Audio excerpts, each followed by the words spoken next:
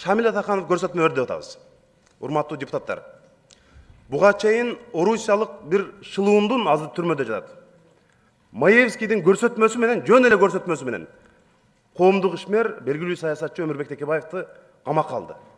Эми Шамил Атаханов дагы бирөөсү чыгат көрсөтмө берип, бул бизге өтө жаман президент түзүлүп калышы мүмкүн. Бул өтө жаман өнөкөткө алып келет кийин. Бирөөңүздү айтсаңыз, бирөөңүздү камап, бул айтты деп муну камай берсек, бул жалпы система үчүн. Биз эми азыр Атамбаевга байланыштуу жеке өч алуудан, жеке таарынычтардан өйдө болушубуз керек.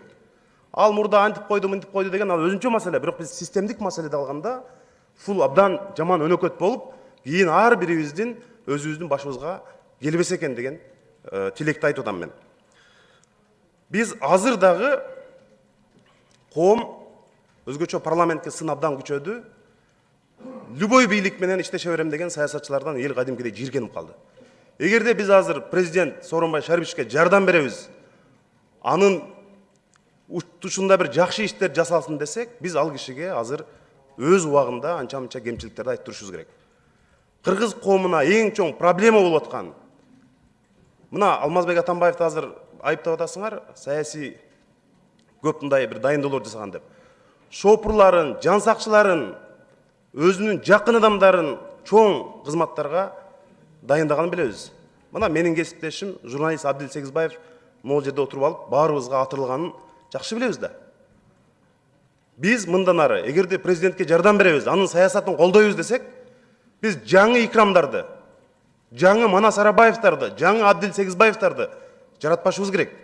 Эгерде ошондой көйгөй болсо, биз парламент чогула калып, бир муштумдай болуп, жалпы элдин коюп аткан талаптарын аткарганга толук мүмкүнчүлүк бар. Анан,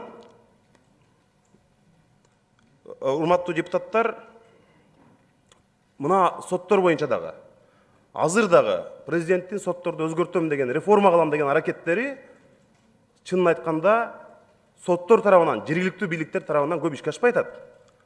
Соттор өзгөргөн жок. Ошол бойдон. Мына 80-деги ата-энесин карактады деп, оор кылмыштарга айыпталып жаткан, буга чейин биз бир канча рет көтөргөнбүз. Канжар Кадралиев дегенди кече мына сот жаза мөөнөтүн кыскартып, сен эркиндикте ойноп күлүп жүрө бер деп чечим чыгарып койду. Эми ушундай учурлар болуп атат да. Ошон үчүн азыр ар бир сөздө спикерибиз Дастан Артисбекович баш болуп, айрым фракция лидерлери ушул жерге чыгып сүйлөгөнгөрдө Атамбаев саясий куугунтуктарга жол берген, саясий репрессия кылган деп айтып өттүк баарыбыз. Муну ушул жогорку кеңеште, парламентте бакыйган депутаттар баарыңар айттыңар, саясий репрессия кылган убагында деп.